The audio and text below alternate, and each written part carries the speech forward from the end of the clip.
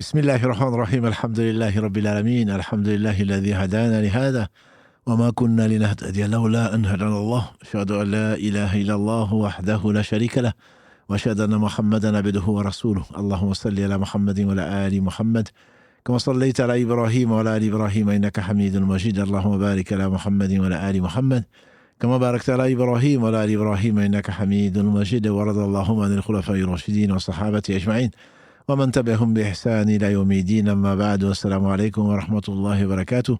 Bienvenue donc dans cette heure tardive pour les noctambules, mais on est au mois de Ramadan, alhamdulillah, comme pour ceux qui ont commencé lundi, comme ceux qui ont commencé mardi, vont commencer mardi, puisque dans l'islam, la nuit précède le jour. Donc, alhamdulillah, les louanges, les remerciements, les éloges appartiennent tous à Allah. Je le loue, nous le louons. Nous revenons vers lui repentant, nous lui demandons protection contre les conséquences de nos péchés, et lui seul en sait le nombre. Et contre les tendances de l'âme, et l'âme ordonne certainement le mal, hormis celle à qui Allah fait miséricorde. J'atteste donc que ce Seigneur parfait dans son être, parfait dans ses noms et attributs, parfait dans tous ses actes qui oscillent entre sa bienveillance, sa bonté, sa miséricorde, et d'autre part sa justice qui, elle est basée sur son omniscience et sa sagesse. J'atteste de la véracité, de l'exemplarité de la prophétie de Mohammed ibn Abdillah, qu'Allah bénisse ce prophète, ses frères prophètes, sa famille, ses compagnons, tous ceux qui les auront suivis dans le droit chemin et nous fassent l'honneur d'en faire partie. Ensuite donc, bienvenue dans ce live donc spécial question du quotidien. Et nous avons voulu qu'Allah accepte vous aider à réviser malgré vous, en fait en vous amusant avec un quiz et qui n'a pas du tout, j'ai vu quelques commentaires, qui n'a pas du tout la prétention d'être une école et qui est juste là pour qu'on révise. Et peu importe les notes à la limite. J'ai vu de 12 à 15, à 16. Très bien, félicitations. Mais ce n'est pas tellement ça. L'important, c'est de vérifier ce que l'on sait et d'apprendre en même temps. C'est tout. Allah subhanahu wa ta'ala vous aura très certainement compté ça comme de l'adoration. Voilà, donc il ne s'agit pas de vous décourager parce que je n'ai eu que 12. Il y a beaucoup de choses à faire. Bien sûr, tant qu'on vit, on apprend. Donc ne vous découragez pas pour ça, au contraire. Moi je dis quand on a moins, ça veut dire que c'est perfectible. Même quand on a 19, c'est perfectible. Voilà, donc alhamdulillah qu'Allah nous enseigne ce qui nous sera utile et nous fasse profiter de ce qu'il nous a enseigné. Donc barakallahu fikum pour votre présence même un peu tard. Certains disent que vous ne pouvez pas le faire plus tôt. Il y a la prière, il n'y a qu'une heure de décalage actuellement avec l'Afrique par exemple, mais il y avait déjà 2 heures de décalage avec certains pays et les plus courageux d'entre eux, donc les Comores ou ailleurs, et il y a d'autres qui nous suivent, et également nous avons prévu, alhamdulillah, des replays, donc quand on ne peut pas, parce qu'on a d'autres occupations, on peut aller, donc notamment sur notre chaîne YouTube, et pour revoir le live en question. On nous a également demandé de passer le live le Tarawih en live. Ceci, je commence par là parce que je crains de l'oublier. Le Tarawih en live n'est pas une prière. C'est pas parce qu'on est à la maison et qu'on suit le Tarawih, sinon, comme je disais tout à l'heure à la mosquée, on suivrait tous le Tarawih de la Mecque. Non. On a des récitateurs, on a une atmosphère, on est directement à la Mecque. Non. Un Tarawih, on ne peut pas prier derrière avec une vidéo ou avec un écran. C'est parce que ce n'est pas la mosquée. L'une des conditions pour qu'on puisse prier en groupe ou qu'on puisse suivre un imam, il faudrait qu'on puisse avoir accès à l'imam. Bien entendu, en téléphonant avec votre iPad ou avec votre téléphone, vous n'allez pas pouvoir parler à l'imam s'il se trompe ou autre chose. Il faudrait qu'il y ait un accès direct à la mosquée, ce qui n'est pas notre cas. D'ici à la Mecque, bien entendu que ce n'est pas possible. Donc les prières qui sont faites doivent être faites derrière un imam que l'on voit ou, même si on ne le voit pas, qu'on puisse avoir accès, même si c'est en traversant une foule, au groupe. Donc si le groupe est dans 2 quartiers différents, pourquoi ne pas prier avec d'autres quartiers ? Non, ceci n'est pas valable. Islamiquement, ce n'est pas valable. Je ne connais aucun savant. Je sais que pendant le Covid, certains faux mouftis ont dit qu'on pouvait prier derrière un imam alors qu'on est chez soi. Ce n'est pas vrai. À ma connaissance, ce n'est pas vrai. Je ne connais pas en tout cas d'avis de savant digne de ce nom qui ait donné cela. Après, il ne faudrait pas se prendre comme j'essaye de me l'imposer et de vous rappeler, de ne pas dire sur la sur la base de patience, sans preuve, parler sur la religion d'Allah parce que c'est la religion d'Allah. Donc ensuite, on va, dans cette partie, avant de prendre vos appels, on va essayer de balayer rapidement les questions du quiz, qui sont relativement simples. La première question, le mois de Ramadan est le premier mois du calendrier musulman, 3e mois, 6e mois, 9e mois, je ne sais pas. Bien entendu, vous le savez, Ramadan, c'est le 9e mois, le premier mois étant Muharram, et donc c'est le 9e mois qui est entre Rajab, qui est le 7e, et plutôt Sha'ban est le 8e, Rajab est le 7e. Deuxième question, l'obligation du mois de Ramadan fut révélée en année 1 de l'Hégire, l'année 2 de l'Hégire, avant l'Hégire, je ne sais pas. Et donc, c'est en année 2 de l'Hégire, le verset qui a ordonné l'obligation du jeûne a été révélé, disent les savants, le 2e lundi du mois de Sha'ban de la 2e année de l'Hégire. Quand le prophète sallam est arrivé, il a trouvé les Juifs en train de jeûner, il a demandé pourquoi vous jeûnez, ils ont dit c'est le jour où Allah a sauvé Moïse, alayhi salam, et les fils d'Israël. Moïse a jeûné, les croyants ont jeûné, nous aussi on jeûne. Et donc ça c'était Ashura, le 10 Muharram, donc du premier mois. Il a ordonné de jeûner. Et l'année d'après, Allah subhanahu wa ta'ala, après les avoir préparés, surtout d'un point de vue spirituel, a ordonné donc l'obligation du jeûne pour la communauté de Mohammed sallallahu alayhi wa sallam. C'était en année 2. Deuxième lundi, le deuxième lundi deuxième lundi du mois de Sha'ban de la 2e année de l'Hégire. Troisième question, le jeûne avait-il été prescrit à des communautés avant? Facile, oui, non, je ne sais pas. Oui, ça a été effectivement prescrit aux communautés avant. On revient souvent, surtout ce mois. Allah dit dans le verset 183 de la sourate Al-Baqarah de Ya ayyuhalladhina amanu kutiba alaykumus siyamu kama kutiba ala alladhina min qablikum la'allakum tattaqun. Ô vous les croyants, le jeûne vous a été prescrit comme il a été prescrit à vos prédécesseurs afin que vous atteigniez la piété. Donc ça a été prescrit effectivement. Les peuples d'antan, avec leurs prophètes, Allah leur a ordonné donc le jeûne. Le jeûne n'est pas nouveau et on sait que Moïse a jeûné, on sait que Jésus a jeûné et Allah nous affirme que les croyants avant nous ont jeûné dans le but donc qu'il leur octroie, qu'il leur gratifie donc de la piété. Quatrième question, la durée de l'abstinence était-elle la même qu'au début de l'imposition du jeûne du mois de Ramadan? La durée de l'abstinence n'était pas, effectivement, est-ce que oui, non? Je ne sais pas, c'est non. C'est non parce que la durée n'était pas la même. Et au début, donc par exemple, dans le verset 187 de la sourate toujours Al-Baqarah, Allah subhanahu wa ta'ala permet donc de manger, de boire et d'avoir des relations conjugales jusqu'à l'aube. À l'époque, après la révélation, il a été prouvé que les musulmans pouvaient manger, après la rupture du jeûne, ils pouvaient manger jusqu'au sommeil. Une fois qu'ils dorment, ils ne pouvaient plus.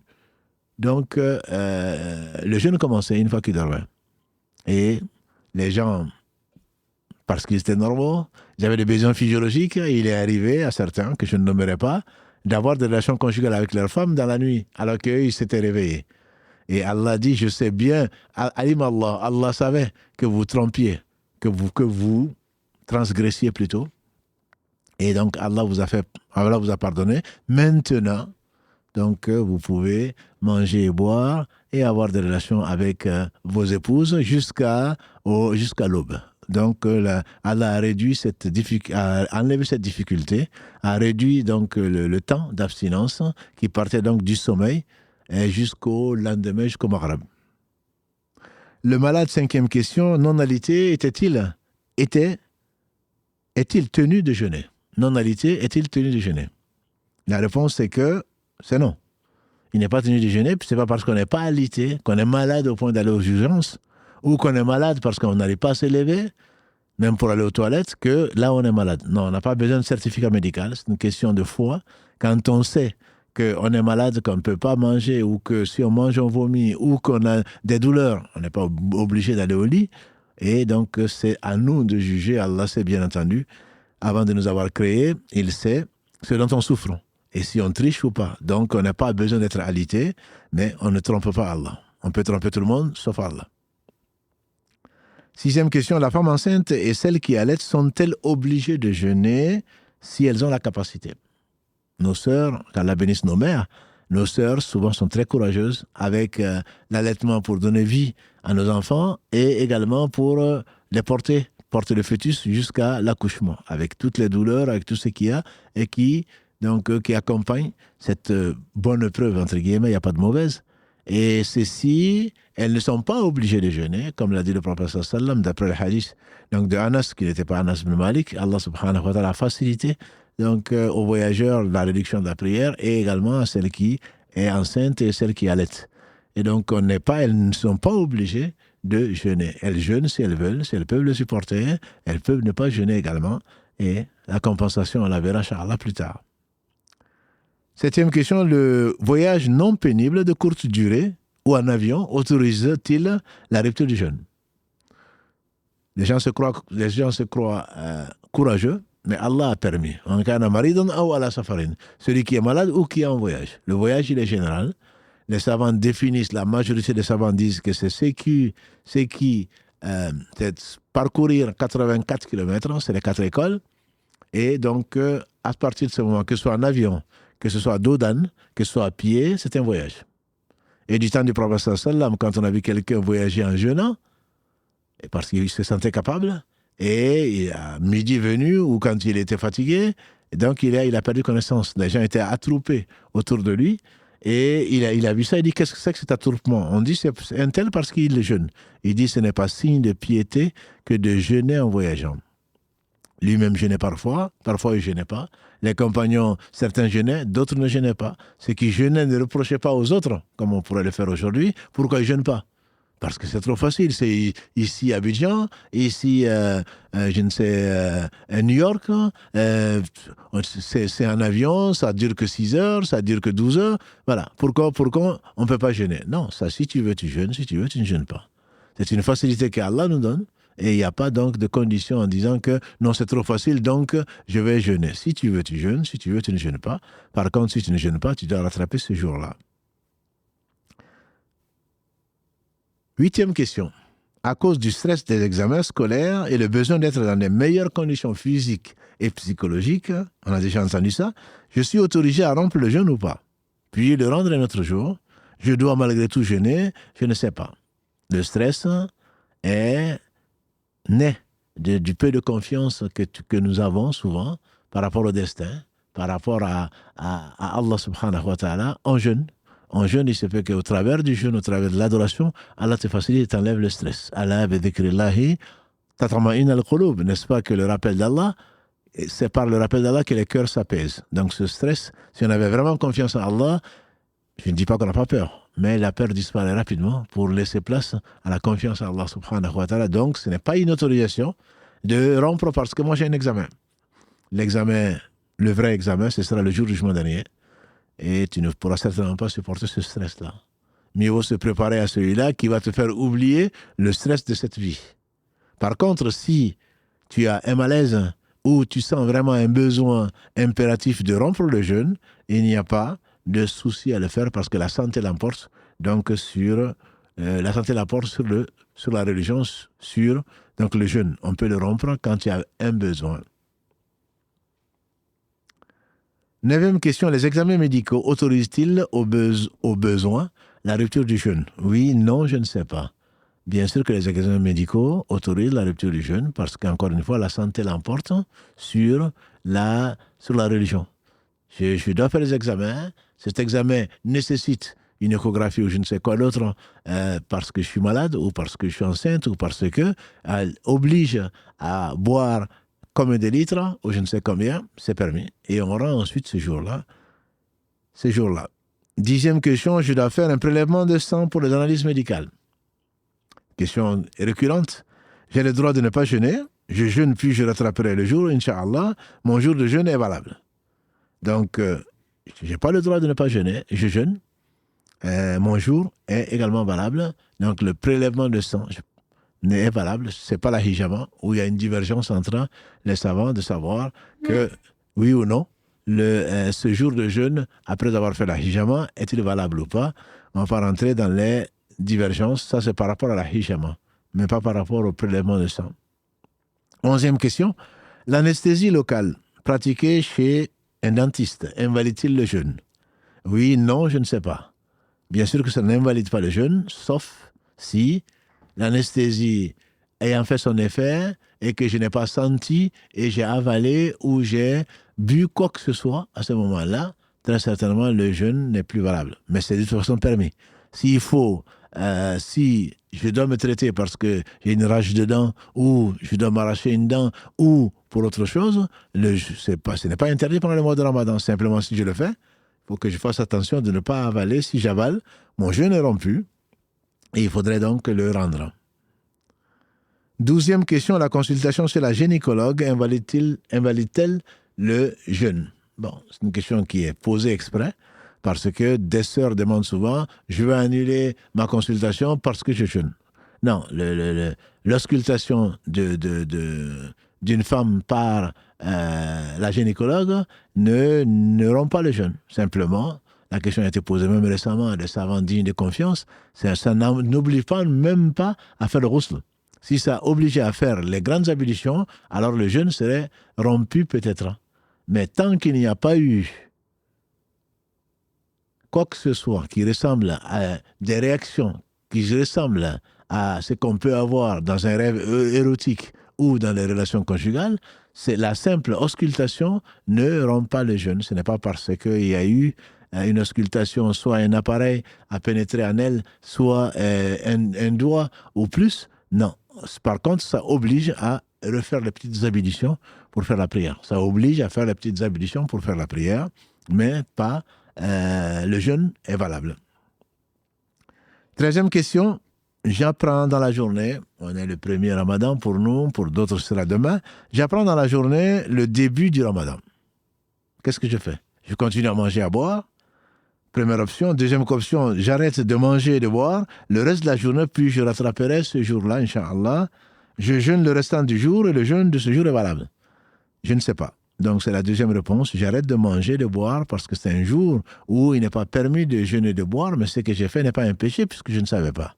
Mais dès que je sais, à ce moment-là, il faut que j'arrête. Donc, il faut que j'arrête de manger et de boire et je refais le jour puisque j'ai mangé ce jour-là, mais sans faire exprès. Mais mon jeûne n'est pas valable. Mon jeûne n'est pas valable. 14e question. J'ai fini de consommer le repas de fin de nuit, le sahur, 5 minutes avant l'heure du fajr. Mon jeûne est invalide et je dois rattraper ce jour. Mon jeûne est valable, je ne sais pas. Le jeûne est valable puisque l'imsak disaient des savants déjà du 7e siècle de l'Égypte, l'imsak est une innovation. Je dois m'arrêter 20 minutes avant, c'est ce qu'on entend, ce qu'on voit sur le calendrier. Non, Allah dit dans le verset 187 de la sourate Al-Baqarah, « Kulu wa kulu washrabu » mangez et buvez jusqu'à ce que se manifeste la différence nette entre donc, les ténèbres de la nuit et l'arrivée de l'aube. Donc il n'y a pas, et il y a beaucoup de dires prophétiques authentiques, où le prophète sallam, quand on lui a demandé, Omar en particulier, avait quelque chose dans la main, et on a entendu l'appel à la prière. D'ailleurs, il a insisté, alayhi salatu wassalam, il dit, il y a 2 types de fajr, il y a 2 types d'aube, l'aube sadiq, donc qui est l'aube véritable, qui interdit de manger et permet de prier, et l'aube qui est kadhib, qui est faux, qui est fausse, et qui permet encore de manger et interdit de prier parce que ce n'est pas encore l'heure. Et donc, on peut manger jusqu'à 5 minutes si on veut arrêter 1 heure avant, si on veut arrêter 20 minutes avant, si on veut arrêter 3 heures avant, ou ne même pas se lever, c'est permis. Par contre, on ne peut pas dire à quelqu'un, tu as mangé juste 15 minutes avant l'aube, et donc ton jeûne n'est pas valable. Non, ça c'est une innovation, et c'est plus des traditions et des us de coutume que de l'islam. 15e question, je ne me suis réveillé plutôt qu'après le fajr, mais avait l'intention de jeûner la veille pour pouvoir prendre le sahur. Ça peut arriver par la fatigue, pour d'autres choses, que finalement, on n'a pas pu se lever. On s'est levé après l'aube, avant le lever du soleil, j'espère. On s'est levé après l'aube pour pouvoir faire ses ablutions et faire son fajr, mais on n'a rien absorbé puisque l'aube était déjà rentrée. Donc, le fait de prendre le sahur, qui est le petit déjeuner avant l'aube, est conseillé. Le prophète sallam a dit, prenez le sahur, il y a une baraka, il y a une bénédiction dans le sahur. Mais ce n'est pas obligé, ton jeûne est valable tant que tu avais formulé l'intention. Et l'intention, l'avis majoritaire des savants, c'est que l'intention, tu peux la prendre dès la première nuit du Ramadan. Et en disant, ce Ramadan, Inch'Allah, je vais le jeûner. Après, s'il est interrompu par le voyage ou les menstrues ou autre chose, quand tu vas reprendre l'intention à nouveau. Mais sinon, une seule intention au début suffit, d'après l'avis majoritaire. Dans tous les cas, il faudrait pouvoir donc le prendre avant l'aube si on doit le refaire. 16e question, je me suis reconverti la veille du Ramadan. 4 options. Je dois jeûner le mois de Ramadan. J'attendrai d'apprendre la prière avant, parce que la prière est importante, n'est-ce pas? Satan va te le dire, et ce qui est vrai, avant de jeûner, et je rattraperai les jours non jeûnés, Inch'Allah, après. 3e option, je ne suis pas encore concerné par le jeûne, puisque je ne prie pas. 4e option, je ne sais pas. Bien entendu, je dois jeûner le mois, puisque j'ai attesté qu'Allah, c'est le mérite d'adoration, que Mohammed est son messager et son serviteur.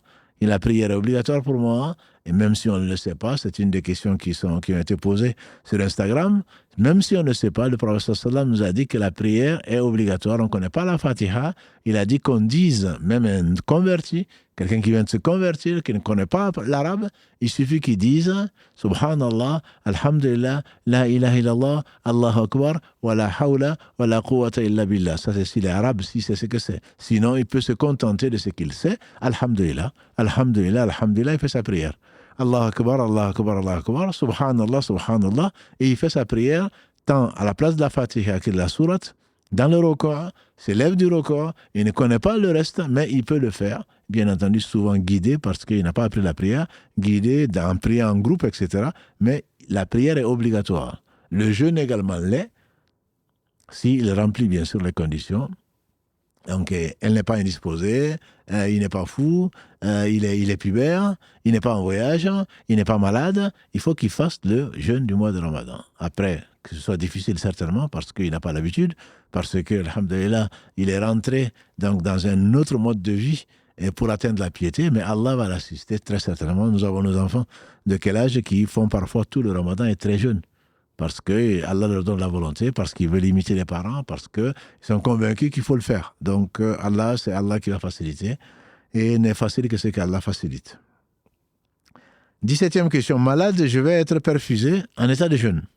Mon jeûne est-il valable, puisque je n'ai ni mangé ni bu?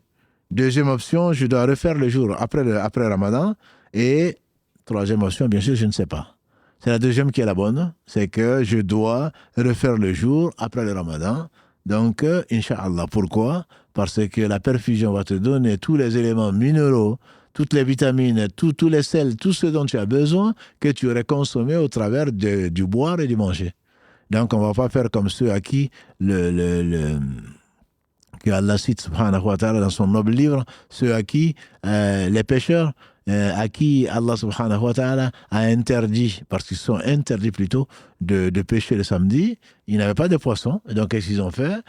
Toute la semaine, ils n'avaient pas de poisson, le poisson ne venait que samedi. Ils ont décidé donc de mettre le filet le vendredi. Ils ne travaillaient pas le samedi, et le dimanche, ils voulaient récolter. Donc, quelque part, on est là, on a toutes les vitamines qu'il faut, on n'a pas faim, on n'a pas soif, et pourtant, on n'a pas mangé ni bu. Donc ça, c'est contourner la loi et ceci n'est pas permis dans l'islam. Donc on doit rendre ce jour-là puisqu'on a pris l'équivalent. Donc je ne parle pas d'injection musculaire, etc., etc. Je ne parle pas de cela, je parle de transfusion. Là, je ne connais pas de divergence entre les savants sur la question. 18e question, je fais de l'asthme et ai besoin de prendre de la ventoline. Je précise, un aérosol sans poudre, parce qu'avec la poudre, les savants, ils ont divergé, puisqu'il y a de la poudre, il y a du solide, et ça pourrait consolider ou ça pourrait donner l'effet donc d'avoir mangé quelque chose. Et dans le milieu médical, et ceux qui sont éprouvés par l'asthme savent de toute façon, quand on prend la ventoline, ça donne plutôt envie de manger. Ça donne faim. Et donc, c'est permis, à l'avis que je connais, c'est permis de prendre la ventoline ou tout autre produit qui peut calmer donc, cette épreuve tant que ce ne sont que des aérosols. Parce que ça ne fait pas l'équivalent ni de manger ni de boire. Au contraire. 19e question, j'ai observé l'arrêt de mes menstrues en fin de nuit. Avant l'aube, par contre. Mais n'ai pas formulé mentalement l'intention de jeûner, n'étant pas certaine d'être dans mon état de pureté. Je m'abstiens donc de manger. Mon jeûne est invalide et je dois compenser ce jour, Inch'Allah. Le jeûne est valide puisque je n'ai pas mangé et je ne sais pas. C'est la première option. Mon jeûne est invalide. le prophète sallam nous a dit que celui qui n'est pas, le jeûne obligatoire de celui qui n'a pas eu l'intention avant l'aube, l'intention ferme avant l'aube, son jeûne est nul. Contrairement au jeûne volontaire plutôt, les nawafil, lundi, jeudi, les jours de Arafat, Ashura, les trois jours donc qu'on appelle les jours blancs, tout ce que l'on veut faire comme ça, on peut. Il est arrivé un jour demander à ses femmes est-ce qu'il y a de quoi manger, elles ont dit non. Il dit alors je jeûne. Et c'était le matin. Donc, mais quant à l'obligation, tant le ramadan que quand on fait des serments ou que l'on veut rattraper les jours, on doit avoir l'intention de jeûner avant l'aube. C'est la raison d'ailleurs pour laquelle, la dernière question, j'ai retrouvé mon état de pureté après l'aube. Mais avant le lever du soleil. Je me suis réveillé finalement, dans la nuit, j'avais encore mes menstrues, mais je me suis levé avant que le soleil ne se lève, j'ai trouvé que j'étais pur. Et qu'est-ce que je fais? Je me lave, je prie et je jeûne.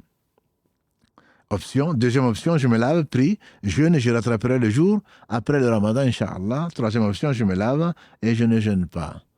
Je ne jeûne pas, je mange, je bois, puisque je n'ai pas eu l'intention donc de jeûner avant l'aube, puisque ma pureté n'est arrivée que après l'aube. Et donc, wallahu a'la wa a'lam, qu'Allah nous fasse profiter de ce qu'il nous a enseigné. Et donc, voilà, ceux qui ont eu 20 sur 20, je les félicite. Ceux qui ont eu 2 sur 20, je les félicite. L'essentiel, c'est, alhamdulillah, que l'on ait vérifié, que l'on ait appris, et Allah le comptera, Inch'Allah, comme donc de l'adoration, puisqu'on a la recherche de la science.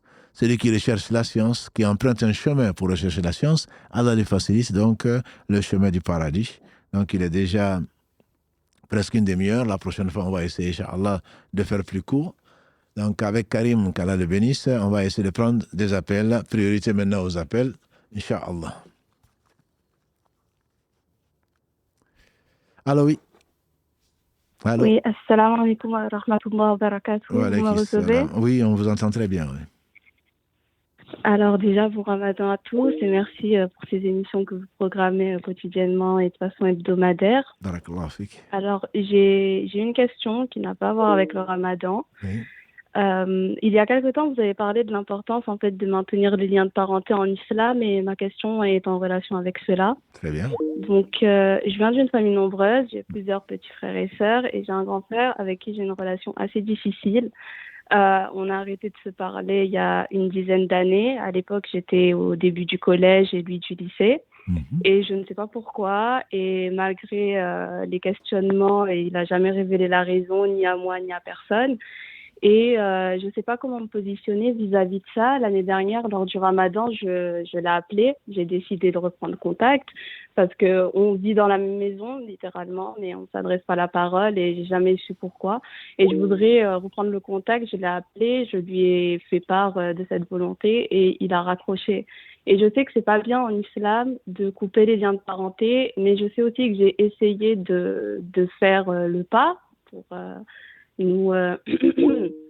nous rabibocher, on va dire. Et dans ce cas-là, j'aimerais savoir quelle posture je peux adopter ou ce que je peux faire ou quel est mon positionnement vis-à-vis de ça en raison des hadiths qui ont été révélés au sujet de l'importance de maintenir ces liens, s'il vous plaît. Barakallahu fik. Je suis heureux de voir que nos sœurs et nos frères sont vraiment très sensibles aux liens de parenté. Comme Aïcha nous l'a dit, notre mère, quand Allah a créé le lien de parenté, c'est accroché au trône en disant je crains qu'on me coupe. Allah dit est-ce que tu seras satisfait que je me lie à celui qui se lie à toi, que je me coupe de celui qui se coupe de toi? Le lien de parenté a répondu oui. Il ne me demandait pas dans quelle langue. Et Allah a dit ceci t'a été accordé. Donc ça veut dire que c'est vraiment très très important. Et alhamdulillah, voilà un des bons comportements, une des choses importantes que nous avons encore dans le sang ou presque. Donc je pense que c'est... Et également un autre hadith, puisque tu demandes des hadiths, un autre hadith, quelqu'un est venu trouver le prophète sallam en train de lui dire moi je maintiens le lien de parenté avec mes parents, je leur fais du bien, ils me font du mal. Je leur fais du bien, ils me font du mal. Il a dit si ce que tu dis est vrai, parce que souvent on ne voit que le verre à moitié plein, Si tu sais que tu dis est vrai, alors tu ne cesses pas de les faire avaler de la cendre chaude. Donc, les liens de parenté, on ne choisit pas nos pères, on ne choisit pas nos mères, on ne choisit pas nos frères. Si lui, bien que grand frère, a pris cette option-là, c'est à toi, Inch'Allah, de l'amener à s'adoucir et de lui faire des rappels et que d'autres personnes entrent entre vous. D'ailleurs, tu sais certainement que parmi les 3 raisons qui pourraient justifier le mensonge, c'est de réconcilier les gens. Voilà, donc c'est tellement important qu'il faut continuer que tu le fasses. Ne t'arrête pas. C'est chaque fois que tu as l'occasion, fais-le et ne t'attends pas à autre chose qu'à la récompense d'Allah et Allah va te récompenser, j'en suis sûr. Voilà, donc dépasse écrase ton ego. Je lui ai parlé, chaque fois c'est moi qui parle d'abord, on entend souvent ça, surtout dans les couples. Il ne s'excuse jamais, c'est pas grave. Je dirais c'est pauvre de lui s'il ne s'excuse jamais. C'est de l'orgueil de ne pas s'excuser. J'ai tort et je ne m'excuse pas. Et je crains pour lui ce que je crains pour moi. Le professeur Sallam, d'après Ibn Mas'ud, a dit celui qui a tant soit peu d'orgueil dans le cœur ne rentrera pas au paradis. C'est-à-dire, on n'a pas dit qu'il va finir en enfer éternellement, mais ça veut dire que c'est quelqu'un qui, Allah va le faire passer, s'il ne revient pas vers Allah repentant, par l'enfer pour le châtier pour ce qui s'est pris. Il s'est pris pour ce qui n'est pas. Allah seul peut réclamer qu'il est unique et qu'il est au-dessus de tout et qu'il est parfait. Donc celui qui pense moi, et il ne sait pas à qui il a fait, moi jamais je ne ferai ceci, c'est une part d'orgueil que Satan nous encourage à, puisque c'est qu'il a envoyé en enfer, puisqu'il a refusé par orgueil de se prosterner devant Adam. Donc ne tombe pas dans ce piège-là. Parle-lui, envoie-lui un message, et même s'il ne répond pas, et même s'il t'insultait, malheur à lui, parce qu'il aura fait une injustice. Donc ce que je te conseille, c'est pas facile. Demande à Allah de te donner la force d'être la meilleure possible, et être la meilleure possible ne peut pas aller avec donc de l'orgueil, ne peut pas aller en faisant prévaloir son ego, et qu'Allah t'assiste dans son adoration. Merci beaucoup. J'essaie de procéder ainsi. Je poursuis. Barakallahu fik. Merci, bonne soirée. Barakallahu fik, à toi aussi. Allô, Karim, allô. Salam alaikum. Wa alaykum salam wa rahmatullahi wa barakatuh. Ça va, alhamdoulilah. J'aurais voulu participer et poser une question à l'imam Dafé, s'il vous plaît. Vas-y, barakallahu fik, on t'écoute. Alors, imam, je suis en ligne, je suis avec vous. Oui, vous êtes en ligne, oui. Oui, bismillah. En fait, j'aurais besoin de votre aide parce que j'ai commencé le ramadan aujourd'hui, alhamdoulilah. Mais juste les jours avant, j'étais dans un trou noir. C'est le mot que je dois donner à la pratique de la religion parce que j'étais pas trop dedans.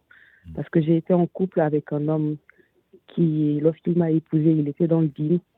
Et de fil en aiguille, il a arrêté de prier. Il a arrêté de lire le Al-Qur'an.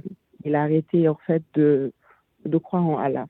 Donc, à chaque fois que moi, j'écoute le Coran, il est derrière moi à me dire vas-y, ne les écoute pas. Voilà, je veux pas, en fait, avoir à répéter toutes les choses qu'il me dit qui sont pas bien. Bien sûr. Et je me pardonne. Mais au fur et à mesure, j'ai commencé à avoir des doutes. Et je me suis séparée de cet homme parce que j'ai des enfants avec lui et j'aimerais pas montrer ce chemin-là à mes enfants. Mais là, je suis un peu perturbée sur beaucoup de choses parce qu'il a une transcription du Coran qui n'est pas la mienne. Et j'ai peur, j'aimerais des doigts, j'ai peur de m'éloigner de mon Dieu parce que je pense qu'il a le shaitan en lui. Il m'a tellement obnubilée dans ses délires de... l'islam nous a asservis et tout. Il prône l'esclavage. Voilà, c'est pas pour les Noirs, c'est pour les Arabes. Bref, des choses comme ça qui font que j'ai eu à douter. Oui. J'ai eu à douter qu'Allah me pardonne. Mais je suis en train de me remettre dans le bon chemin. Je cherche des doigts. Voilà, comptez pour moi que je puisse rester encore sur le bon chemin. S'il vous plaît. Inch'Allah, barakallahu fik, ma soeur, c'est une grande épreuve. Parce que la plus grande des épreuves, c'est l'épreuve dans sa religion. Et on demande à Allah, Wala tajal fitnata fi dinina. Parmi les invocations du prophète sallam, oh Allah, ne fais pas que mon épreuve touche ma religion. Effectivement, c'est la pire des épreuves. Et effectivement, la mauvaise compagnie, forcément, comme l'a dit le prophète sallam, c'est celle du forgeron, l'exemple qu'il a donné. une étincelle saute et brûle ton habit, c'est-à-dire tu quittes la religion, ou au moins tu te sentir mauvais, les doutes que vous avez vécu, ce trou noir auquel vous faites allusion. Donc, alhamdulillah, Allah vous a aimé, Allah vous a tiré de là, parce que ce mariage, si c'était un mariage, est automatiquement dissous quand la personne renonce à Allah. Et si elle revient vers Allah, grâce à Allah et pour Allah, il faut refaire le mariage religieux. Voilà, donc ça c'est sûr que c'est la pire des compagnies, c'est parce que le shaitan l'a possédé, même si ça ne se voit pas. Voilà, il n'a pas fait l'hôpital psychiatrique, mais il est clair que en renonçant, en disant que l'islam est fait pour les Arabes et pas pour les Noirs, etc., c'est une mode, je dirais. C'est une mode actuellement, et Shaitan est en train de jouer sur ça, bien entendu que non. Entre autres, le verset, vous pouvez lui montrer, mais il a une autre lecture, comme vous dites. Et le verset 1 de la sourate 25, Allah dit, Tabarakalladhi, anzala ala abdihi al-furqan liyakuna lil-alamina nadhira. Béni soit par lui-même celui qui a envoyé à son serviteur, Mohammed sallallahu alayhi wa sallam, le Furqan, donc d'où le nom de la sourate, ce qui permet de trancher entre le vrai et le faux, pour qu'il soit pour les univers, Nadhira, celui qui les met en garde. Dans la sourate 7, verset 158, Allah dit, dis-leur, ya Mohammed, ya Yuhannas, ou vous les gens, j'ai été envoyé pour vous tous. Pour vous tous. Et le prophète sallallahu alayhi wa sallam a dit, ce qui m'a été donné, qui n'a été donné à aucun prophète, il y a 5 choses. Tous les prophètes ont été envoyés à leur peuple, moi j'ai été envoyé à l'humanité entière.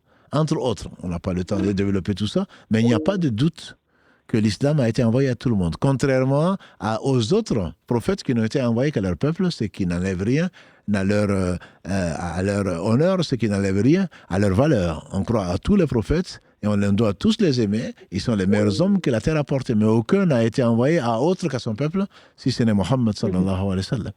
Et donc, il est dans l'erreur. Priez pour lui, tant qu'il n'est pas mort, parce que c'est le père de vos enfants. Priez pour lui. Et on va demander aux sœurs et aux frères qui nous écoutent également de prier pour lui et pour vous et pour nous tous.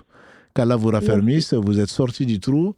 Et alhamdulillah, demandez à Allah et remerciez-le de vous avoir tiré de là et continuer à l'invoquer, à l'implorer même, donc pour la guider pour vous, pour vos enfants, pour cet homme qui n'est plus votre mari et pour chacun d'entre nous. Barakallahu fik. Allahumma amin. Merci beaucoup, Imam. Avec plaisir, avec Barakallahu fik. Amin. Donc on va prendre une question écrite, Inch'Allah, il y en a beaucoup. Combien de temps, combien de temps je suppose, avons-nous pour payer les dettes du Ramadan dernier? Alhamdulillah, on est déjà dans le Ramadan, donc les dettes du Ramadan dernier, on doit les payer. On doit les payer avant le Ramadan qui suit. C'est qu'Allah nous donne 11 mois pour payer les dettes qu'on a, et donc on doit les payer avant le début de l'autre Ramadan. Si on ne l'a pas fait, comme c'est arrivé à cause d'une maladie, à cause de l'oubli, même à cause de l'insouciance, surtout, on doit demander pardon à Allah, regretter, demander pardon et nourrir un pauvre avant le Ramadan, donc avant hier. Si ce n'est pas le cas, il faut le faire tout de suite, parce qu'on est endetté. Et ensuite, on doit le rendre. Le plus tôt, bien sûr, pour les dettes, le mieux c'est. Parce que j'ai beaucoup insisté, parce que le prophète a beaucoup insisté, il lui arrivait même de ne pas prier avant que Allah ne lui fasse miséricorde, il lui arrivait quand quelqu'un mourait, il lui demandait est-ce qu'il a des dettes. Et quand on disait oui, il dit est-ce qu'il y a quelqu'un qui veut payer ses dettes. Et quand on disait il n'y en avait pas, il dit alors priez sur votre frère. Et quelqu'un est venu lui demander est-ce que le martyr rentre au paradis. Il a dit oui. Et ensuite, il a dit qui m'a interrogé. On dit il est parti, il dit rappelez-le. Quand il est venu, il dit repose-moi la question. L'homme lui a reposé la question, j'avais posé la question de savoir est-ce que le martyr rentre au paradis. Et le prophète semble de répondre oui, sauf s'il a des dettes. Sauf s'il a des dettes, c'est l'ange Gabriel qui est venu me le dire. Donc les dettes c'est important et les dettes vis-à-vis d'Allah sont encore plus importantes que vis-à-vis de ses créatures. Donc il faut le payer le plus tôt possible. Donc il faut nourrir un pauvre dès qu'on peut, parce qu'on ne sait pas quand est-ce qu'on va mourir. Parce que si on meurt avant de payer les dettes, nos héritiers ou nos amis ou nos proches se doivent de payer les dettes, sinon on ne rentre pas au paradis. J'ai eu l'occasion, il y a 2 semaines, je pense, de vous rappeler, le prophète sallallahu alayhi wa sallam, un jour meilleur qu'aujourd'hui, il a dit, est-ce qu'il y a un matin, après la prière, est-ce qu'il y a quelqu'un de cette tribu? J'en dis oui. Il dit, votre frère, qui est mort hier, donc, est aux portes du paradis, il ne peut pas rentrer à cause des dettes. tout ça pour qu'on puisse payer les dettes. Et donc, ceci en fait partie. Il faut payer les dettes le plus tôt possible. On doit nourrir donc un pauvre. Et après le ramadan, dès que l'on peut, avant de commencer avec les 6 jours de Shawwal dont on parlera plus tard, Inch'Allah, il faut payer ce qui nous reste de faire du ramadan dernier. Demander pardon à Allah en espérant sa miséricorde qui est infinie. Allô? Allô? Allô? Allô, oui. Oui, salam alaikum, vous m'entendez? Salam, oui, on vous entend bien. Hein. Oui, salam alaikum. Excusez-moi, en fait, j'avais une question par rapport à... C'est une sœur qui m'avait demandé, mais elle n'arrêtait pas de joindre. C'était par rapport à son mari, en fait, qui fait pas, qui jeûne pas et qui ne prie pas. Et tu vois, elle se pose plein de questions sur ça, sur comment, en tant qu'épouse, comment elle doit réagir, sachant qu'elle fait tout possible de l'attirer vers l'islam, entre guillemets, parce qu'il est musulman, sachant qu'il connaît le Coran par cœur, il a étudié, il connaît la science, mais il ne prie pas, il ne jeûne pas, et elle est frustrée par rapport à ça, et elle voudrait savoir des conseils, comment faire, et ils ont un enfant, et elle voudrait savoir en fait comment réagir, et elle n'en peut plus dans ce sens-là, dans le sens où en fait il n'y a pas de dîner à la maison avec lui, et c'est très compliqué, et même au niveau de la communication, et là c'est le ramadan, et du coup chaque année c'est tout le temps la même chose, et comment faire, et qu'est-ce que comment elle doit réagir en fait. Qu'Allah lui facilite, la vie avec un homme qui, bien entendu, on n'est pas obligé de croire. Mais quand on dit qu'on est croyant, ensuite qu'on en ressort, qu'on ne fait plus la prière, qu'on ne fait plus le ramadan, il faut avoir des raisons pour le faire. Il faut avoir des raisons pour le faire. Une perte de raison peut-être. Mais s'il ne prie plus, comme je le dis souvent, et j'insiste, c'est l'école Hanbali, celui qui ne prie pas n'est plus musulman. Donc le mariage est automatiquement dissous. Celui qui ne jeûne pas, c'est encore pire. C'est encore pire parce que les 4 écoles sont d'accord pour dire que celui qui dit que la prière n'est pas une obligation, celui-là n'est plus musulman.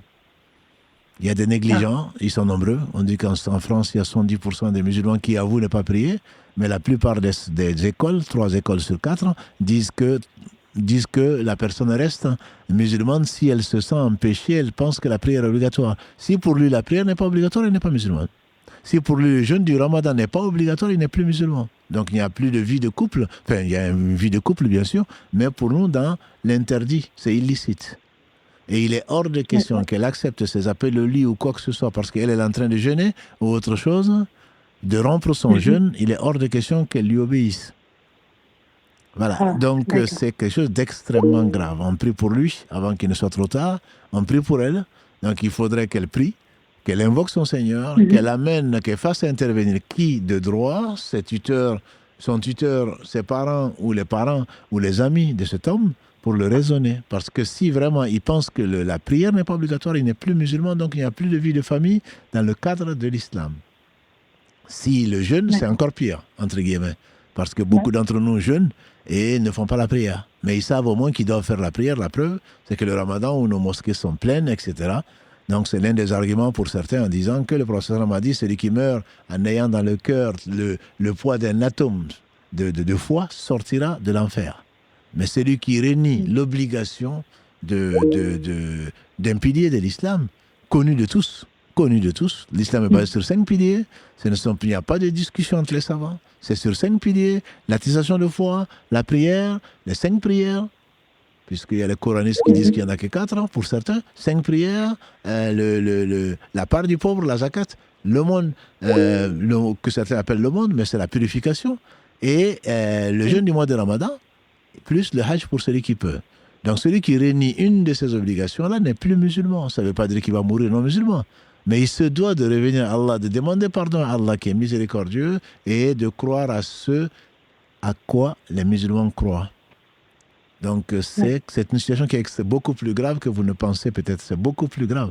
Ce n'est pas simplement une simple de non, il ne jeûne pas, il ne prie pas. Mais si vraiment il pense que la prière n'est pas une obligation, s'il pense que le jeûne n'est pas une obligation, celui qui nie un seul verset, c'est connu, celui qui nie un seul verset, on lui prouve que c'est un verset, une parole d'Allah, celui qui nie n'est plus musulman.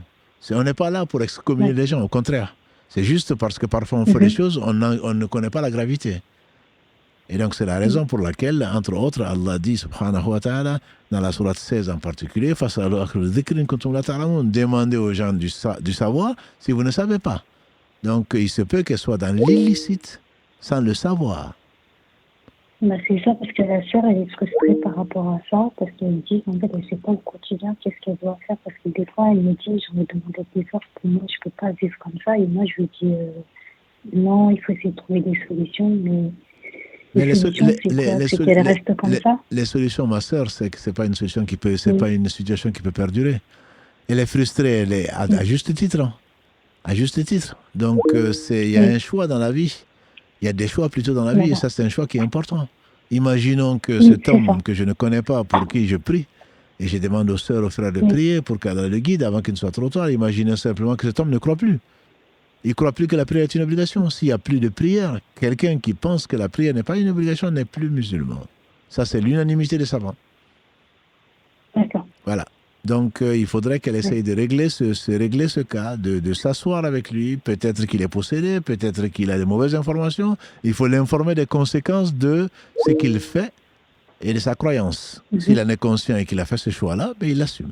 Elle aussi va assumer en conséquence. D'accord. Donc, elle aussi, on peut aussi la juger par rapport à ça, peut-être plus tard, Inch'Allah. C'est sûr qu'elle n'est pas innocente.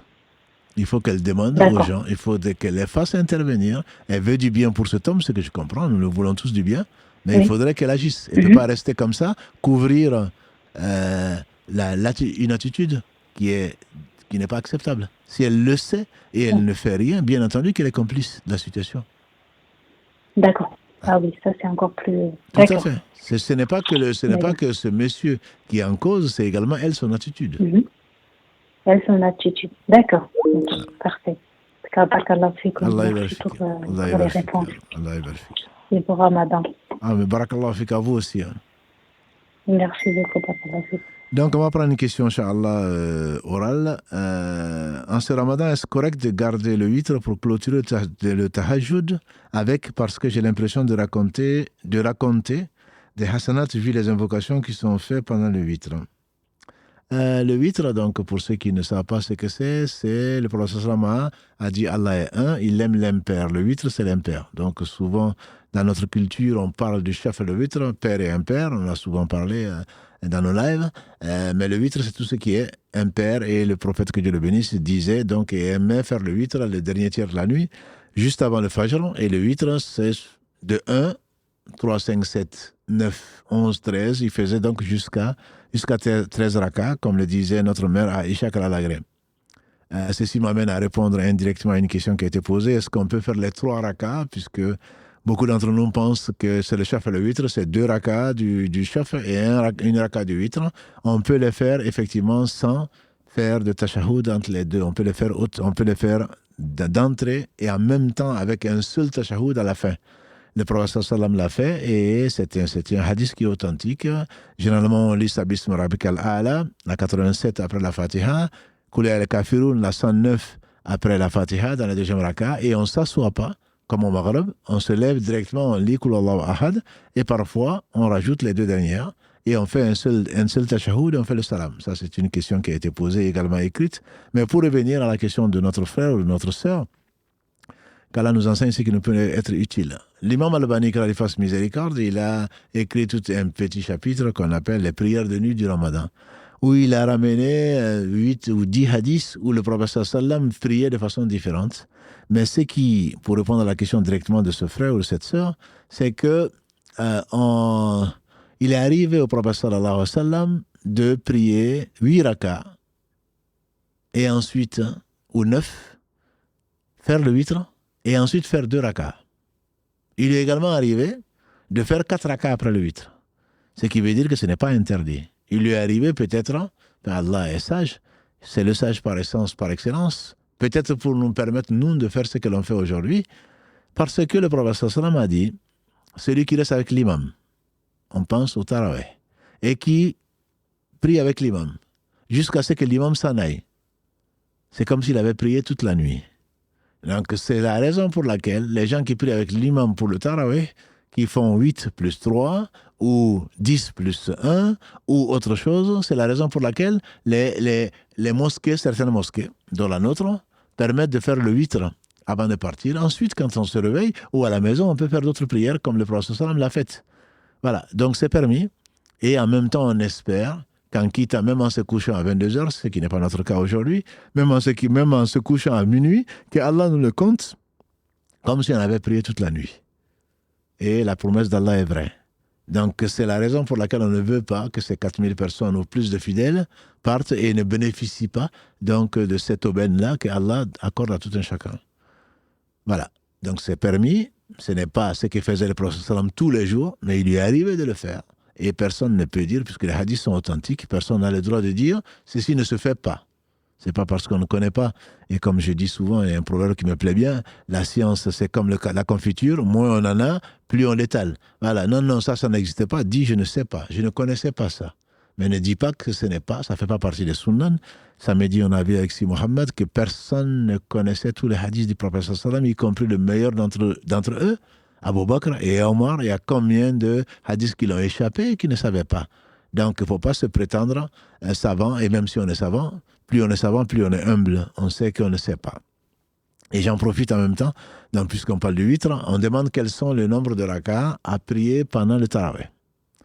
Ce sont des choses, alhamdulillah, nous faisons partie des gens que Allah a aimé, qu'il a mis dans le cœur, et il a embelli la foi, et on jeûne le jour, et on prie la nuit.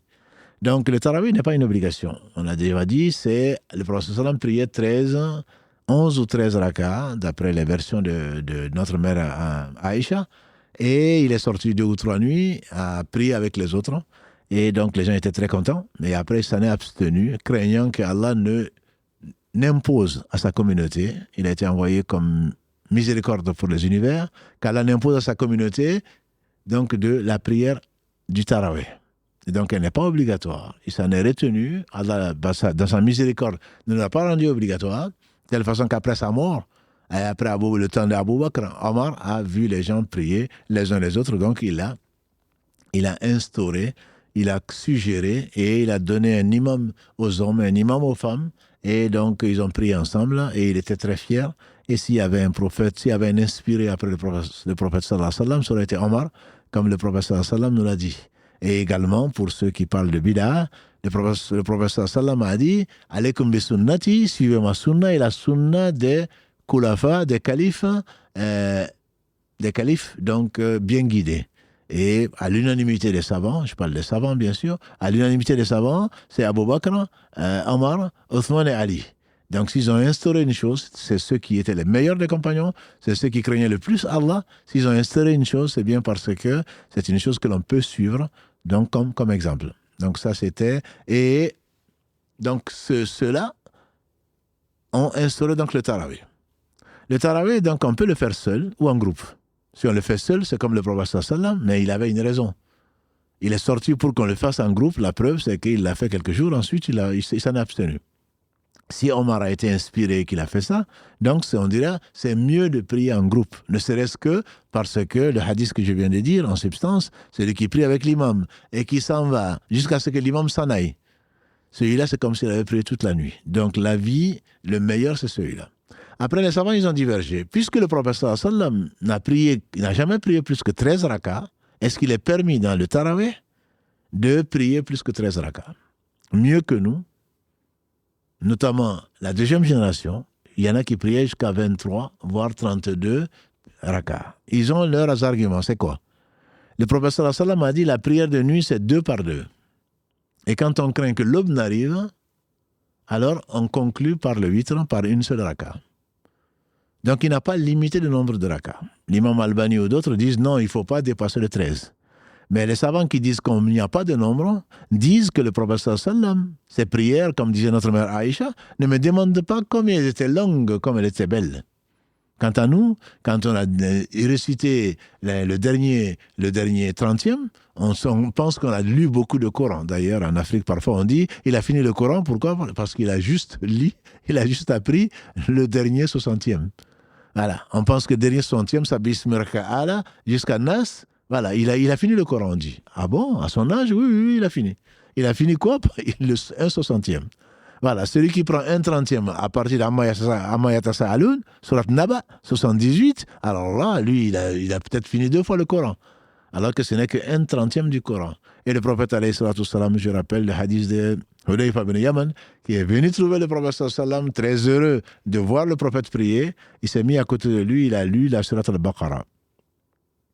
Et il s'est dit, il est arrivé à la moitié de la surat al-Baqarah, il va s'arrêter. Il a continué jusqu'à la fin.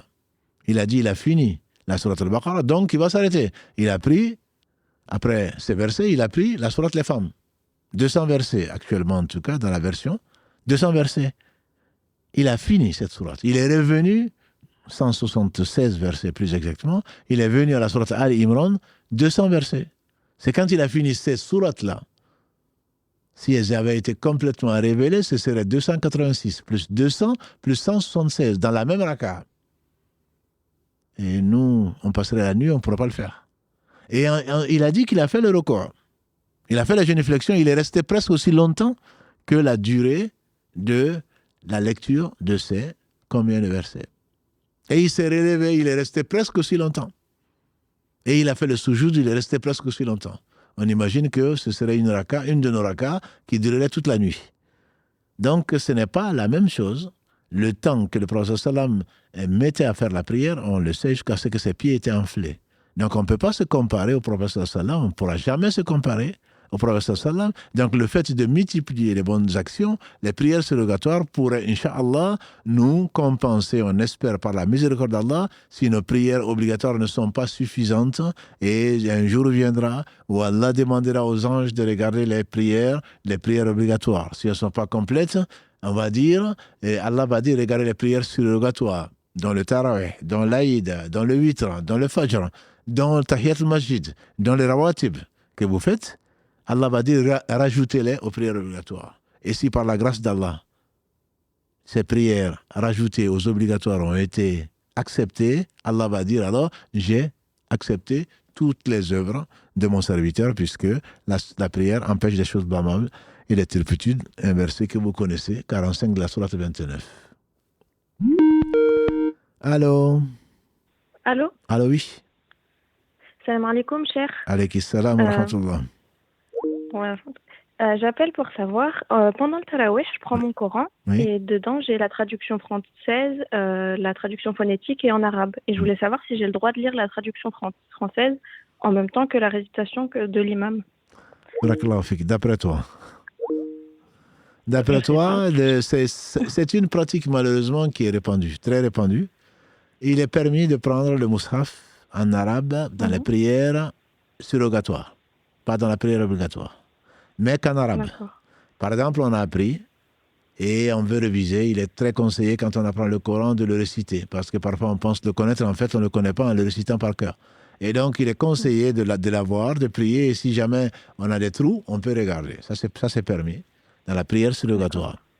Quand on est derrière l'imam, soit derrière l'imam, il n'y a personne qui connaît le Coran, auquel cas il est conseillé qu'il y ait quelqu'un au moins qui puisse vérifier, puisque c'est la parole d'Allah, s'il se trompe pour le corriger. Mais si c'est nous et que nous sommes nombreux et qu'il y a quelqu'un qui le fait, on n'a pas, nous, à le faire. Malheureusement, on voit dans les mosquées beaucoup de gens même pas avec la traduction, donc avec le mushaf.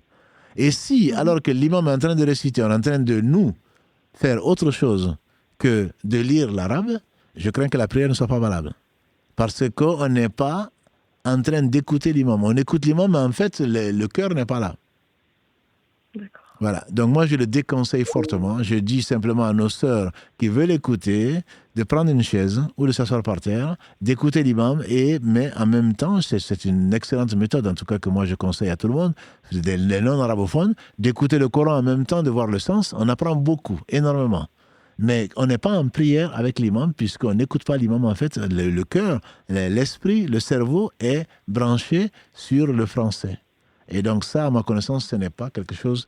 Au moins, c'est déconseillé, pour ne pas dire c'est interdit. Je le conseille à personne. D'accord. Voilà. Barakallahu fik. Merci beaucoup. Barakallahu fik. Allah vous bénisse et vous accorde le paradis. Amin. À vous aussi. Barakallahu fik. Donc, on va prendre une question, Inch'Allah, écrite.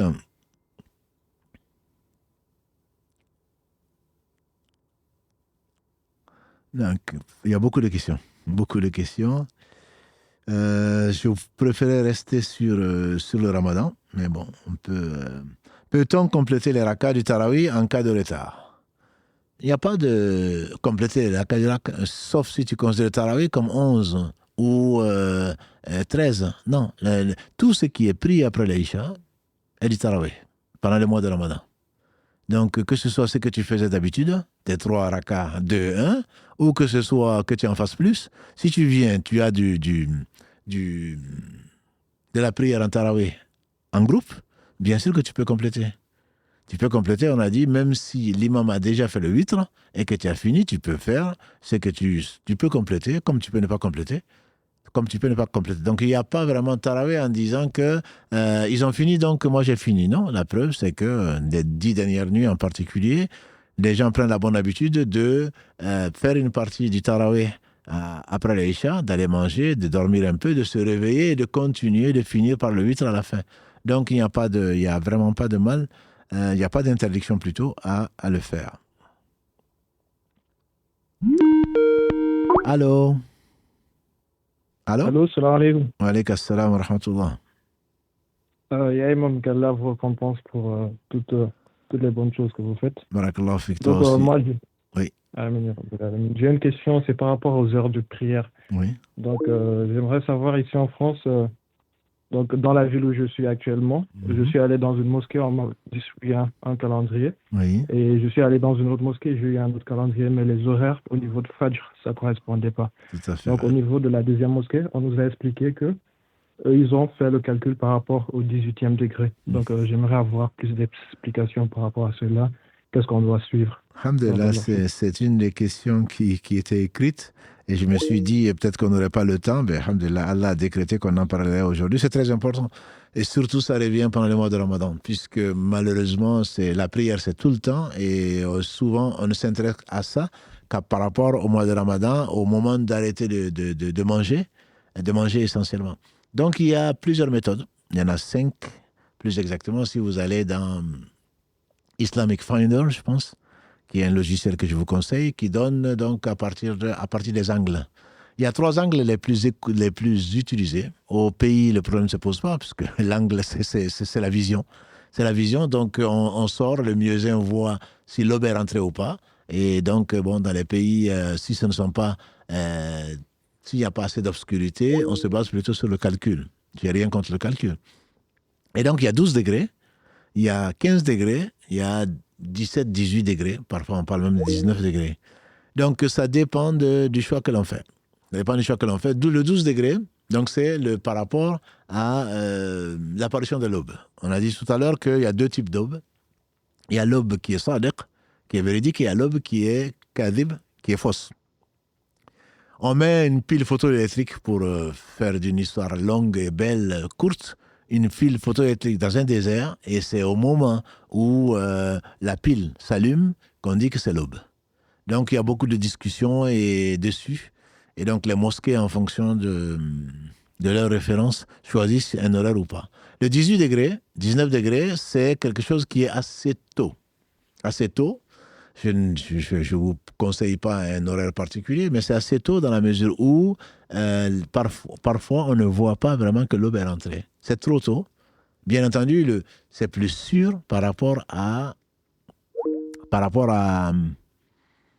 l'imsak, par rapport au fait d'arrêter. Au moins, on est sûr de n'avoir pas mangé dans la journée, de n'avoir pas mangé après l'aube. Mais en même temps, le Isha, il est tard. On est sûr d'avoir prié que le Isha est rentré. Puisque les 2 extrêmes, plus le Fajr est tôt, plus le Isha est tard. Voilà. Ça, c'est le 18 degrés. Le 12 degrés est tard en Fajr. Je peux personnellement témoigner, c'était au Havre, et que j'ai vu la couleur même de la vache dans le pré. Donc, est-ce que l'aube était rentrée? Très certainement. Donc là, il y a un doute sur la validité du jeûne, dans la mesure où Allah dit jusqu'à ce que le fil blanc se distingue du fil noir, comme on a dit. Et là, le Isha est un peu tôt, et ça arrange beaucoup de gens, malheureusement, surtout en été. Et comme on a dit samedi dernier, les gens souvent choisissent parmi les avis des savants ce qui les arrange. Là, ils ne cherchent pas la vérité. Et donc, toi, tu fais partie, alhamdoulilah, qu'Allah te bénisse, des gens qui cherchent la vérité. Et donc là, ce n'est pas parce que le Isha est tard ou que le Fajr est trop tôt, et puisqu'il est à 4 heures du matin, ça ne m'arrange pas, donc je préfère ne pas me réveiller. Et le Isha, je préfère le faire à 11h30. D'ailleurs, là, il y a certains qui nous ont trouvé une fatwa, et ils sont nombreux. Hein. Au bled, jamais entre le Maghrib et l'Isha, il y a plus qu'une heure. Donc, ils ont décidé, sans aucun fondement scientifique, que le Maghrib et l'Isha, après une heure après le Maghrib, ça ne peut être que l'Isha. Ils n'ont certainement pas été au pôle Nord, ils n'ont pas été dans les pays scandinaves que j'ai visités, je vous assure. À minuit, on voyait encore le soleil. Mais pour eux, c'est impossible. Et donc, ils se sont donné des fatwas pour se faciliter les choses. Pour revenir à ta question, le 15 degrés est ce qui paraît être le calcul qui est le moyen. Et surtout, la thèse qui a été faite dessus, j'ai proposé, quand on en avait discuté, je l'ai donc en PDF, j'ai proposé à ceux qui le veulent, c'est pas moi qui ai écrit la thèse, quelqu'un qui a écrit cette thèse de Belgique, et qui dit que c'est que le 15 degrés, c'est ce qu'a adopté l'ISNA, Islamic Society of North America, donc aux États-Unis, qui a adopté ça, et il y a une thèse en Belgique qui a démontré, d'après la thèse, bien sûr, c'est pas moi qui l'ai écrite, que les horaires, les calculs, et c'est que l'observation oculaire, c'est que l'on voit où il n'y a pas de lumière, correspondent à 14,5 degrés, donc plus proche du 15 degrés. C'est la raison pour laquelle nous aussi, en tout cas à Toulouse, au niveau de la coordination des mosquées, on a adopté depuis l'an 2000 le 15 degrés. Je ne dis pas que les autres sont fausses, je dis que les autres calculs sont faux, je dis simplement, voilà ce que moi je peux conseiller sur la base donc de l'expérimentation. Voilà. Les autres, ils ont d'autres arguments. Je sais que ça risque de discuter. Non, c'est plutôt ça, c'est plutôt ceci. Je ne dicte ça à personne. Simplement, c'est pour répondre à ta question. Par rapport aux deux extrêmes, de 12 degrés et 18 degrés, celui qui est convaincu que l'heure n'est pas rentrée ne doit pas prier. Sa prière n'est pas valable. Donc, dans l'islam, l'une des choses les plus sûres, c'est que la prière avant l'heure n'est pas valable. Donc, si tu es convaincu que l'heure n'est pas rentrée, tu n'as pas à prier. Si tu pries, même si l'heure est rentrée dans l'autre mosquée, ta prière n'est pas valable. Et ce que je dis également, c'est que pour le Fajr, ceux qui disent oui, mais peut-être que son jeûne n'est pas valable, ils prennent un risque énorme. Allah dit, subhanahu wa ta'ala, dans le verset 187 de la sourate Al-Baqarah, mangez et buvez jusqu'à ce que vous distinguez. Et donc, Ibn Abbas disait, tant que tu n'es pas sûr que l'aube est rentrée, ton jeûne est valable, tu peux encore manger. Bon, bien sûr, tu ne vas pas faire comme celui qui a fait Amr, attacher un fil blanc, un fil noir, et puis continuer à manger jusqu'à ce que le soleil se lève, ou presque. C'est pas ça. Mais simplement, c'est-à-dire que quand tu as un doute, est-ce que l'aube est rentrée, l'aube n'est pas rentrée, c'est que pour toi, tu peux encore manger. En craignant Allah subhanahu wa ta'ala, et en ne fermant pas la fenêtre pour que tu penses que c'est encore la nuit. Celui qui craint Allah, je ne crains pas pour lui. Celui qui craint Allah, je ne crains pas pour lui. Donc la recherche, c'est Allah qui va nous orienter vers ce qui est le mieux. Il y a des divergences, on essaie de choisir, voir les arguments. Voilà le peu que j'ai pu vous dire en peu de temps. Et d'autres ont d'autres arguments qu'il faut rechercher. Personnellement, je suis les 15 degrés, c'est ce que je conseille. Et qu'Allah me pardonne et pardonne à mes frères et sœurs s'ils se sont trompés. Amin, amin, ya Allah. Allah yubarfik. Jazakallah khairan pour la question, parce que je pensais l'éluder, mais finalement, Allah a voulu qu'on en parle ce soir. Mais c'est très important par rapport aux jeunes en particulier, quand tu fais très bien de poser la question. Barakallahu fik.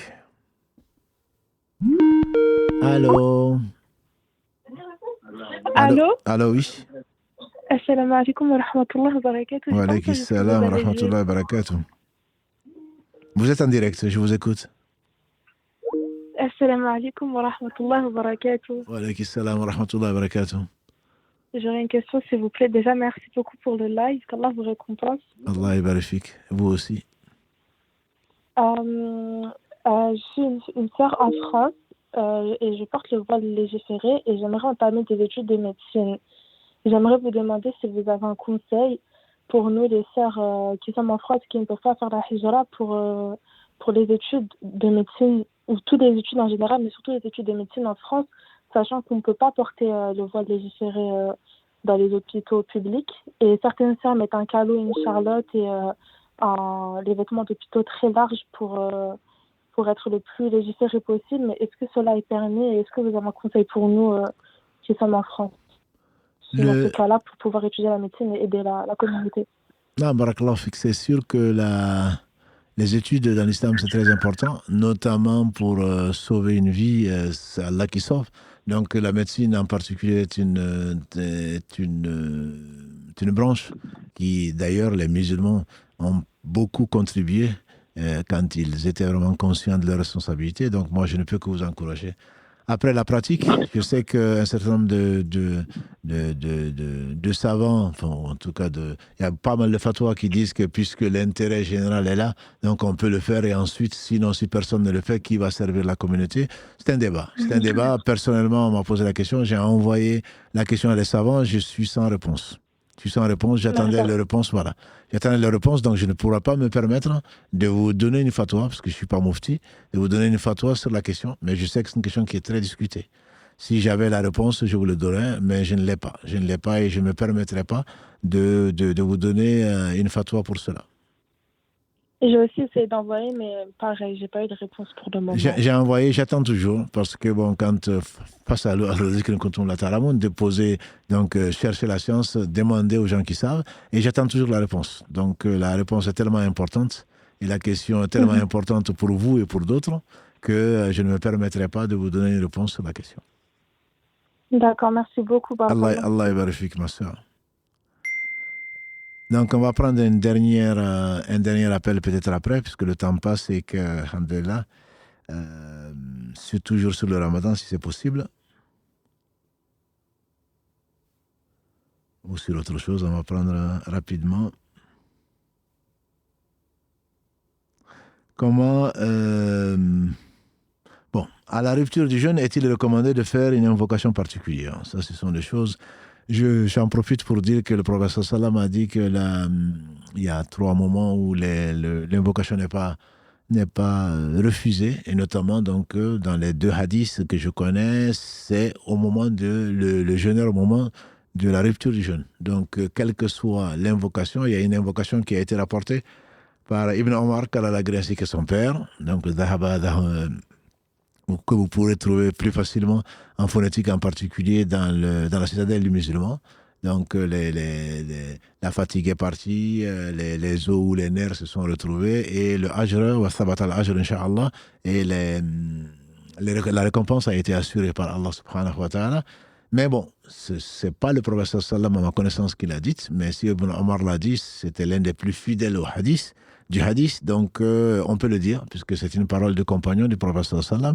Mais dans tous les cas, remercier Allah à la rupture, dans la mesure où Allah dit subhanahu wa ta'ala dans le hadith Qudsi, et que le prophète sallam a dit, Allah a dit que le jeûneur a 2, ou c'est lui qui l'a dit, ça dépend de la compréhension du hadith, le jeûneur a 2 récompenses. Au moment où il rompt le jeûne, donc on dit, c'est le moment de remercier Allah de nous avoir permis de jeûner, et au moment de sa rencontre, c'est-à-dire au jour du jugement dernier. Donc, il y a effectivement une sunna, si on peut l'appeler sunna, même si ça ne remonte pas directement au prophète sallam, vous pouvez le trouver dans la citadelle du musulman. Et à défaut, je peux vous l'écrire dans le fil, Inch'Allah, des échanges une fois qu'on aura terminé. Et également, c'est le moment où on doit se réjouir donc, de cette promesse d'Allah subhanahu wa ta'ala, et de prier pour nos frères et nos sœurs, éprouvés, nous sommes tous éprouvés d'ici et d'ailleurs, et également prier pour soi-même, parce que, comme l'a dit le prophète sallam, l'invocation n'est jamais arrêtée. Un musulman sur terre qui fait une invocation, Allah y répond toujours, soit directement en lui donnant, soit en lui donnant l'équivalent pour compenser sa demande, puisque sa demande n'est pas du bien pour lui, soit alors Allah lui garde pour le jour du jugement dernier, le jour où il en aura le plus besoin. Donc il ne faudrait pas se précipiter sur le manger, se précipiter sur les dates, précipiter et s'oublier soi-même. Et il faut invoquer Allah subhanahu wa ta'ala pour vous, pour nous, et pour le bien en général, pour la communauté, pour le monde qui va à sa perte, malheureusement pour nous, qui va à sa perte. Donc il faut souhaiter le bien même à son propre ennemi. Et c'était ça, en tout cas, l'exemple des prophètes, alayhim salatu salam. Donc, le dernier appel, Inch'Allah. Allô, oui. Allô, salam alaikum. Alaykum salam wa rahmatullah. Et la question, je voulais poser sur Internet, mais je pense que vous n'allez pas comprendre. Ma demande, c'est, j'ai mon frère tout à l'heure, avant d'aller au Taraweh, il m'a dit qu'en fait, il devait rattraper ses prières d'abord qu'il a loupées dans sa jeunesse en tant qu'adolescent, et qu'il n'allait pas faire Taraweh. La question, c'est, moi aussi, mes parents, ils étaient derrière nous pour la religion, faire le ramadan. Ils étaient très assidus derrière nous. Sauf que moi aussi, des fois, quand dans ma jeunesse, j'ai pas fait mes prières. Oui. J'ai pas, même pendant ma vingtaine, j'ai pas fait mes prières. Est-ce qu'il faut les rattraper? C'est une bonne question qui concerne beaucoup d'entre nous. Et Karim l'avait même choisi comme réel il y a peut-être la semaine dernière ou la semaine d'avant. C'est qu'il y a 3 avis dessus. 3 avis. Comme j'ai dit, l'école Hanbalite dit que celui qui ne fait pas la prière n'est pas musulman. Donc c'est l'une des 4 écoles dont on a parlé les vendredis, les samedis, plutôt dans le live du samedi. On a détaillé. Et donc pour ce savant, à partir d'un hadith où le prophète dit la différence entre l'homme et la mécréance, c'est l'abandon de la prière, ou le critère de différence. Et donc, pour eux, ils sont convaincus que celui qui ne fait pas la prière n'est pas musulman. Donc, même si on commence la prière à 40 ans, on ne peut pas dire, oh mon Dieu, quand je n'étais pas musulman, voilà. Donc, pour eux, on demande pardon et on ne refait pas les prières. Ça, c'est l'attitude la plus simple, entre guillemets, la plus répandue chez beaucoup de jeunes aujourd'hui qui se réclament de l'islam ou d'autres choses.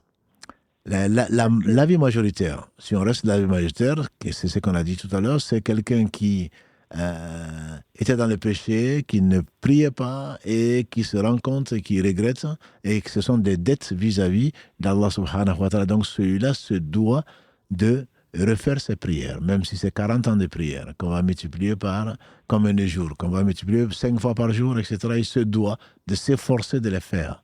Et donc les savants disent qu'il faudrait qu'il prie au moins un jour, 5 prières par jour, pour ne pas être considéré parmi les négligents. Au moins la prière d'1 jour par jour. Et si c'est pendant entre 10 ans ou 11 ans et 20 ans, ça fait 9 ans. Et donc au bout de 9 ans, peut-être qu'il va rattraper ses prières, entre guillemets, s'il a commencé à 20 ans, comme l'exemple que vous donnez. À cela, on dit que ce n'est pas la peine de s'imposer des rawatib. 2 rakas au Fajr, 4 rakas avant le Dohr, 4 rakas après le Dohr, 2 rakas après le Maghrib et 2 rakas après l'Aïcha. Ceux-là doivent absolument, après chaque prière, sauf le Fajr et le Witr. Parce que le professeur le faisait toujours. Donc tout ce qui est Tarawih et tout le reste, ils ne doivent pas le faire. C'est un conseil, ils peuvent le faire. Ils doivent mettre en priorité le rattrapage, entre guillemets, des prières, si on peut les rattraper, le rattrapage des prières, plutôt que de s'imposer des choses pour embellir les prières obligatoires. Donc peut-être que ton frère dont tu parle de cela. C'est-à-dire qu'il a des prières en retard, des prières en dette. Donc le fait de prier 4, 12, 24 rakas, en fait, ça va lui faire, il ne rendra pas ses dettes. Or, rendre ses dettes est une priorité. Voilà, donc je pense que c'est un peu à cause de ça là qu'il a expliqué.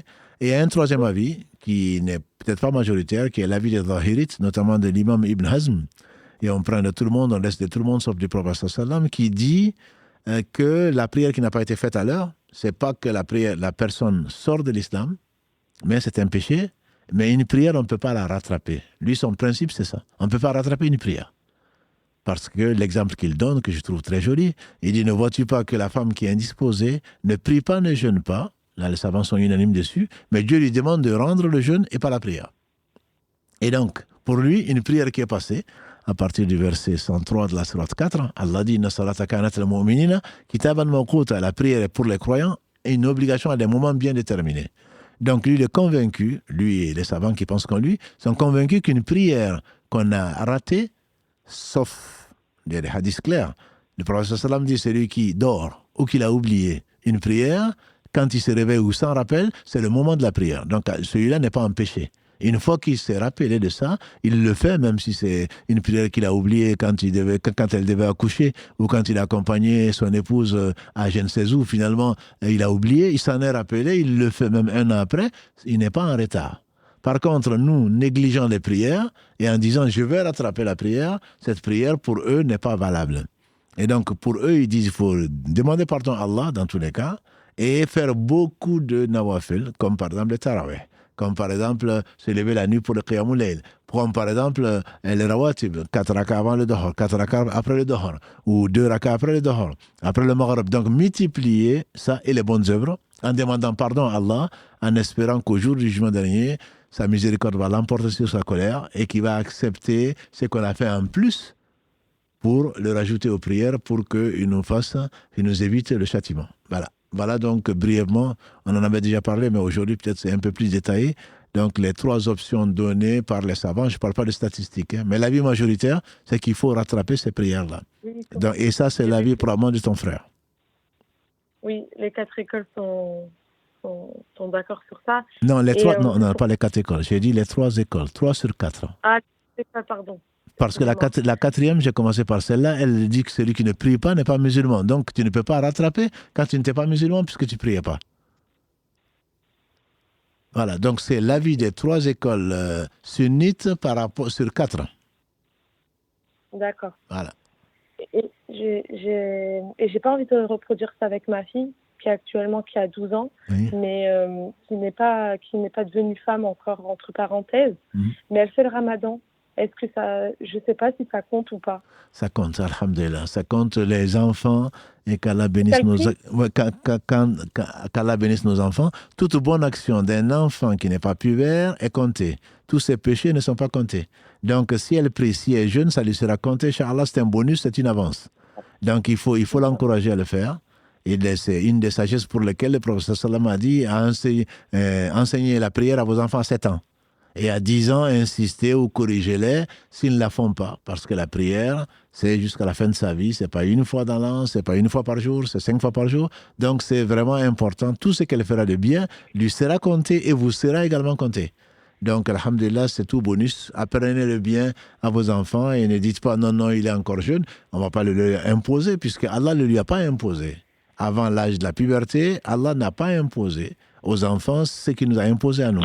Par contre, le fait effectivement de penser, le fait de les encourager, le fait de les éduquer nous sera compté et les bonnes actions qu'ils auront faites, Inch'Allah, leur sera compté et également nous sera compté, Inch'Allah. Inch'Allah. Jazakallah khair. Merci beaucoup et bon Ramadan. Barakallah fika à vous aussi, à tous nos auditeurs, à tous nos frères et toutes nos sœurs. On va s'arrêter là puisqu'il est minuit moins 5 ici en France. Ailleurs, l'heure a pu changer, donc on va essayer, Inch'Allah, pour ceux qui n'ont pas mangé, de vous laisser manger. Et ceux qui ont mangé, d'aller au lit peut-être pour se réveiller, pour encore faire beaucoup de prières pour eux et pour nous-mêmes. Et c'était un mois béni, alhamdulillah, unique.